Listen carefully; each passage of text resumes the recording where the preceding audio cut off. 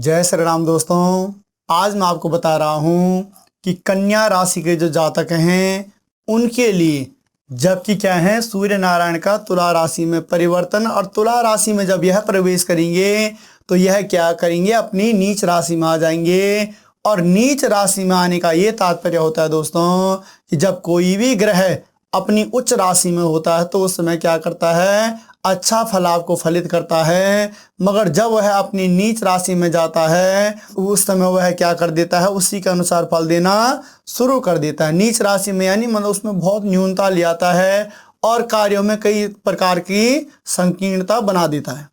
तो ये मान लीजिए कि इस समय क्या है कि 17/10/2023 मंगलवार से और 15/11/2023 तक क्या है, सूर्य नारायण आपके कहाँ रहेंगे, तुला राशि में ही रहेंगे। और कारक हैं यह आत्मा के, आत्मा यानी हृदय की। और हृदय से किया हुआ कोई भी कार्य दोस्तों क्या होता है, हमेशा उसमें इंसान को सफलता मिलती है। मगर कभी अगर उसमें अरुचि बनी हुई है, किसी भी कार्य में कोई अरुचि बनी हुई है, कोई रुचि अगर हमारे कार्यों में नहीं बनी हुई है तो उसमें क्या होती है, कुछ न कुछ दिक्कतें आनी शुरू हो जाती हैं। तो इस समय सूर्य नारायण कहाँ बैठे हुए हैं, आपके द्वितीय भाव में बैठे हुए हैं। द्वितीय भाव यानी धन धान्य संपत्ति का है, कुटुंब इत्यादि का है, और इसको वाणी सत्य इत्यादि का हम कह सकते हैं। तो दोस्तों ये है कि इन कार्यों में अगर धन धान्य से संबंधित हम देखें या बैंक बैलेंस से संबंधित हम देखें तो इन चीज़ों में थोड़ा सा यह क्या करेगा कि आप इस समय कुछ जोड़ने की अगर आप सोच रहे हो अपने जीवन में, कुछ भूमि भवन इत्यादि की या कोई संपत्ति इत्यादि आप खरीदना चाहते हो, तो दोस्तों उसमें यह काफ़ी रुकावटें लाने वाला है। और साथ ही साथ कुटुंब में भी किसी प्रकार से थोड़ा सा आपसी सामंजस्य, आपसी तालमेल में कुछ दिक्कतें, कुछ बाधा कारक यह बनने वाला है। तो थोड़ा सा ये है कि मतलब जब ये यहाँ पर बैठे हुए हैं तो इन चीज़ों से संबंधित कार्यों में क्या अरुचि यह प्रदान करेंगे। तो इसलिए थोड़ा सा हमें समय का इंतजार भी करना पड़ेगा। और पुनः यह प्रथम, द्वितीय और तृतीय दृष्टि इनकी देख लीजिए, आपकी कहाँ पड़ रही है, मातृभाव में पड़ रही है। मातृभाव में जब तृतीय दृष्टि पड़ रही है तो ये समझ लीजिए कि यहाँ पर क्या है, यह माता से संबंधित है, सुख से संबंधित है, भवन भूमि अचल संपत्ति से संबंधित है। तो दोस्तों अगर भूमि भवन का कोई कार्य आपका चल रहा है और काफ़ी समय से वह मतलब उसमें बाधा कारक कुछ ना कुछ चीज़ें बनी हुई हैं, तो यह भी समय थोड़ा ऐसा ही रहने वाला है। और वाहन इत्यादि दोस्तों अगर आप चलाते हो तो वाहन सुख इत्यादि मतलब इस समय आपको उतना अच्छा प्राप्त नहीं होने वाला है। और साथ ही साथ आपको थोड़ा क्या है, छाती के ऊपरी जो हमारा भाग है इससे संबंधित भी कोई विकार ना आए, उसके बारे में भी आपको अवश्य ही ध्यान रखना है। और माता के स्वास्थ्य से संबंधित अवश्य ही आपको सतर्क रहना है, सजग रहना है। उसके बाद चतुर्थ और पंचम दृष्टि कहाँ पर दी है इनके, आपके रिपु स्थान में। रिपु यानी शत्रु का यह भाव होता है, चिंता का यह भाव होता है, रोग ऋण का यह भाव होता है, मुकदमा इत्यादि का यह भाव रहता है। तो दोस्तों इस समय क्या है कि कुछ ना कुछ हमारे जीवन में यह ऋण भी ला सकता है। ऋण यानी कि हमारी कुछ ऐसी आवश्यकताएं हैं जिनके लिए हमें थोड़ा सा क्या है, कहीं से कर्जा इत्यादि भी लेना पड़े, ऐसा भी है, कुछ ऐसा योग बना सकता है। तो इस समय विशेष रूप से आपको ध्यान क्या रखना है कि अपने जीवन शैली आपकी जैसे चल रही है उसमें यहाँ पर कोई परिवर्तन न लाएं।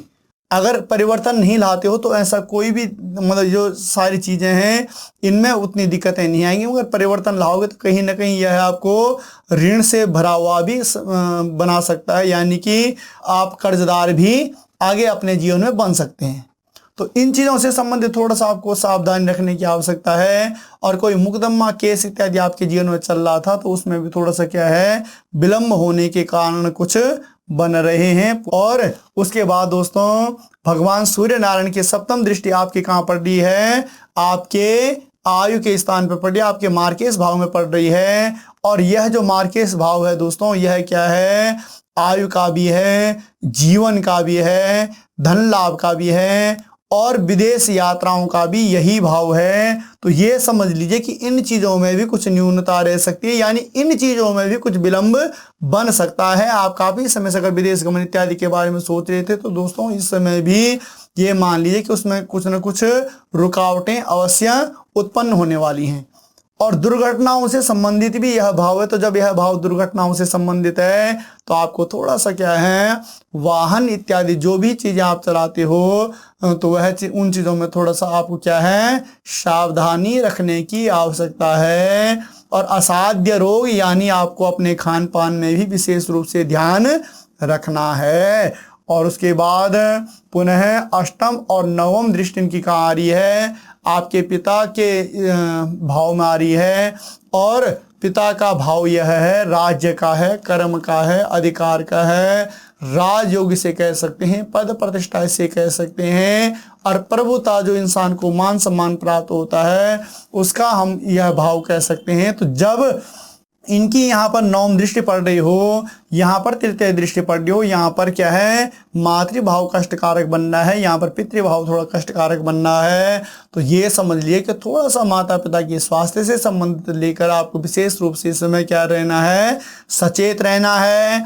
और किसी भी प्रकार से कोई जल्दबाजी इस समय आपको अपने जीवन में नहीं करनी, यानी कि जो भी आपका कारोबार इत्यादि है, जो भी आपका कर्म कार्य क्षेत्र है दोस्तों, उसमें किसी प्रकार से कोई ज़्यादा उथल पुथल नहीं करनी, यानी किसी प्रकार से कोई ज़्यादा परिवर्तन नहीं लाना इस समय। और अगर आप ऐसा करते हो तो यह फिर समय आपके लिए अच्छा रहने वाला है, इसके कार्य क्षेत्र के हिसाब से, कारोबार के हिसाब से।